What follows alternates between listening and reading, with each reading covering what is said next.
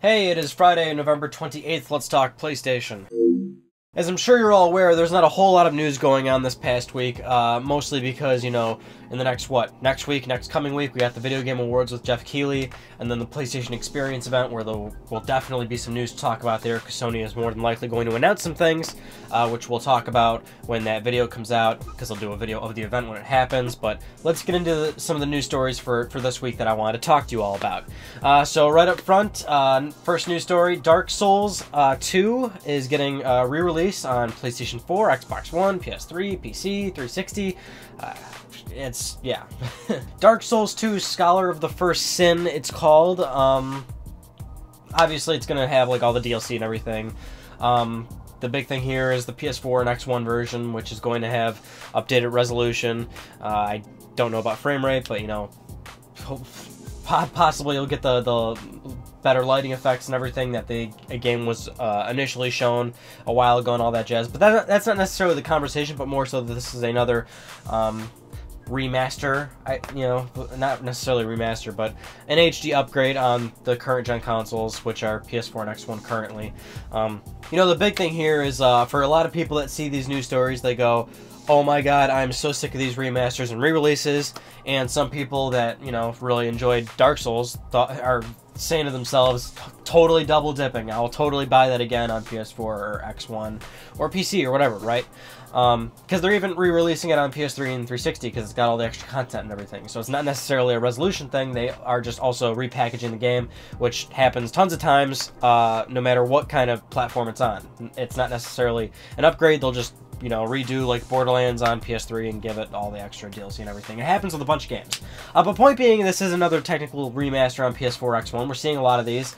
Some people don't like them, some people do. Now, if you recall a while ago, when Tomb Raider Definitive Edition got announced, I kind of made like a straight up call on this show, and I always, I'm not gonna lie, I feel good when I make calls like this, but I did say back then, like the Tomb Raider Definitive Edition, I was like, this might be a new trend going into PS4 and X1. A lot of publishers are probably going to sit back and watch to see how Definitive Edition sells, and then make some basis on saying, hey, maybe we should repackage our game and sell it too. And it's like, I said, like, it's probably going to be a trend, and it totally is a trend. It is totally a trend. A lot of people have asked me to do a Ryan on Gaming topic about this, so we'll have one set video to talk about like remasters, re-releases, and HD collections and all that. So I won't get too into it, but yeah, it's definitely a trend. So this next news story, it's news, but it's one of those things where, at least for me personally, I'm surprised a lot of people didn't see this coming, or didn't realize this, or didn't know about this. But anyway, Sony tweeted on the PlayStation Twitter account a link to a video on the official YouTube channel for PlayStation. It's this weird video where it's like all dark and mysterious, and some dude's writing on a piece of paper and everything. It's one of those teaser videos, and it's teasing something for the PlayStation Experience event. But if you pause the video at a certain moment, you can see a URL in the video. If you follow that URL, it takes you to this a website with another video. You go to that video, and it's another weird ghost type video, and it basically reveals a new game from David Jaffe and his new development studio. David Jaffe, of course, the creator of God of War, was at Sony Santa Monica, left. We knew for a while now that he had left and that he was starting his own studio with some other guys from Sony Santa Monica, and this is it. This is his new studio, Bartlett Jones and the Supernatural Detective Agency. And that's what's kind of confusing to me, is a lot of publications are reporting this as if it's like new news. I knew about this a while ago. Like it was like publicly known that Jaffe had started his own company called like Bartlett Jones Supernatural Detective Agency. At first I thought that was the game. I guess it's the actual development studio, but clearly they're working on their first project. It's just that their sort of first kind of tease and reveal is that it is most likely going to be at PlayStation Experience. And initially, from what I remember, he announced it as a mobile development studio. So the studio was, he had left Sony to do mobile games, and I thought Bartlett Jones was going to be a new mobile game or whatever. But here it is resurfacing again.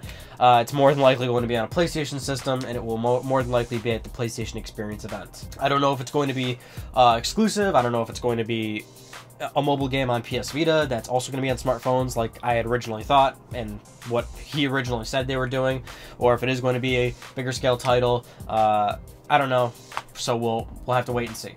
Alright, so this next news story is regarding PlayStation Vita. Sony recently made a settlement with the FTC. FTC recently came down on Sony regarding PlayStation Vita's early marketing and its misleading marketing. So Sony basically lost a little suit there where they had misleading marketing because initially the PlayStation Vita was marketed as being a cross-play device between PlayStation 3 at launch. Clearly it didn't do that at launch. That was delivered something, further down the line and whatnot, but that's misleading marketing, so they had to make a settlement, and the good news is it benefits you guys. So if you purchased a PlayStation Vita before June 1st, 2012, you're eligible to get $25 of cash or credit, or up to $50 in, I believe, like PlayStation Store credit, something along those lines. But Sony is going to have to basically contact everybody that has purchased a Vita before that time frame of June 1st, 2012, and you will most likely be eligible for that credit. And Sony's marketing firm back then was also under fire for misleading marketing and misleading social media and everything. So it's overall just a kind of a big mess for Sony. These things happen to Sony, it happens to a lot of companies, and it's beneficial to you guys if you just go through the trouble of actually getting your refund. Sometimes it's a little difficult, and sometimes they might not even contact you because they might not have reasonable enough evidence that you did buy a Vita before that time frame. So if they never contact you via email soon, which I would assume they have to do it in the next 3-4 months or something like that, then you'd have to contact Sony customer service and tell them, hey, I bought a Vita before this time frame and I'm eligible for all this credit. But otherwise, that's that. Alright, so recently Andrew House, Sony Computer Entertainment President and CEO, was recently talking at a Tokyo investor call describing the PlayStation 4's possible life cycle. Now, right up front he said he doesn't necessarily know how long. It's especially hard to judge in the first year of the console's life, and I think that's a very fair thing for him to say. It is kind of hard to judge based on the first year alone. But he kind of goes into question of if it could possibly outlive the PlayStation 2. Andrew says he doubts that it will live up to the PlayStation 2's life cycle, but he hopes that it will reach the PlayStation 3's life cycle. Now, we know the PS2 lived for about 13 years. If we talk about actual manufacturing, that's like 13 years. Now, if you're talking like sales performance, clearly the PlayStation 2 stopped selling well like a very long time before that, before 13 years. But PS4 is definitely not going to be manufactured for 13 years, I would say personally. But PlayStation 3, we're coming up on 10 years, so he's hoping to be at least close to 10 years on PlayStation 3. And, it's hard to judge, especially now, because the kind of time frame that we're in. When we got all these mobile phones and PC gaming's rising.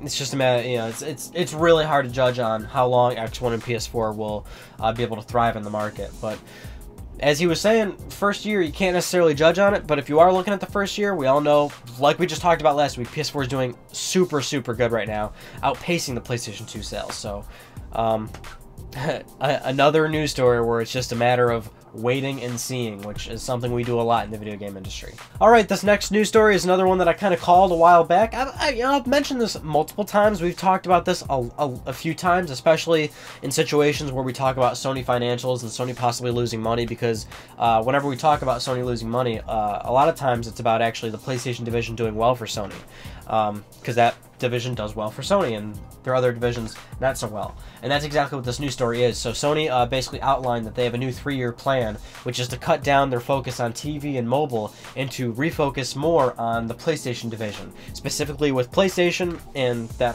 hardware, they want to decrease the cost of the hardware so they can possibly sell it at a cheaper price. They want to have more retention for PlayStation Plus, which means they want more subscribers. They want people to keep subscribing or stay subscribed to that service. They want to, of course, get more casual users. We've been talking about that the past few weeks, how Sony does want to engage more casual users with TV services on PS4.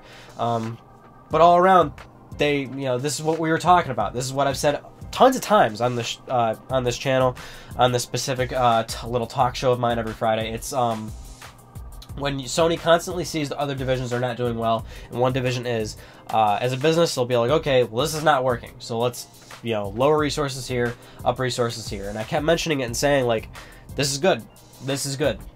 their game division of Sony is good. And people have always thought, you know, at some point Sony will possibly die because it's losing so much gosh darn money. And I always tell people, PlayStation's profitable. PlayStation does make money. Granted, they lost a lot of money with PlayStation 3. They have, you know, initial loss of money with R&D on PlayStation 4 that they have to make back, which every company is going to initially lose money there with R&D and actually starting a new platform up and releasing it and everything. PlayStation Vita, granted, it's not selling well in terms of hardware. They definitely turn a profit on those machines because each Vita sells, each user that owns a Vita more than likely owns like upwards to 10 games. The attach rate for Vita is very good. It's like 12 games per every one system. Sony makes a lot of their money through software sales. The PlayStation division's doing well. So it's like, even if, you know, Sony Music never makes money, if Sony Mobile never makes money, if Sony TVs, which never made money, and they just recently sold their PC division, you know, PlayStation does well on its own. So that division's always going to make money. So it's always going to be there. It's not like Sony would be foolish to cut it off. I mean, if they wanted to cut it off, they would have done it a long time ago with PlayStation 3 when they were losing billions of dollars on PlayStation 3, and they still stuck by that thing. And it's even more obvious now because PlayStation 4 is doing so well, and they're the current market leader. So it's just nothing but good news there, really. They're a big company. They got lots of money. We all know they own all these developers. Hopefully we'll see some good out of it in the next 2, 3, 4, or 5 years, however long the PS4 lives, which was just relevant to our last news story. Anyway, those are just some of the news stories I want to talk about with you guys this week. Ryan on Gaming that was the old episode. That was like 2 weeks ago. So I'll have a new episode this coming week. I think that show will be like every other week, just how it's been working out with filming right now and everything, because I'm working so many hours, and like you notice, it's taking me forever to reply to comments because I get home and I fall asleep. So and then when I finally do have the time, I like to play games because I never get the chance to play games anymore. So I've been playing the hell out of Grand Theft Auto 5, actually more than Little Big Planet 3. Not because I don't like Little Big Planet 3, that review's still coming soon, but because I've been very vocal about this. I love Grand Theft Auto, and good God, I love Grand Theft Auto 5. 2 days and I already got the trophy for 70 gold stars in the missions, man. I'm going to get that platinum very, very soon. Anyway, that concludes this week's episode of Let's Talk PlayStation. I'm Ryan Benecki. Thank you so much for talking with me, and I'll see you guys all next Friday.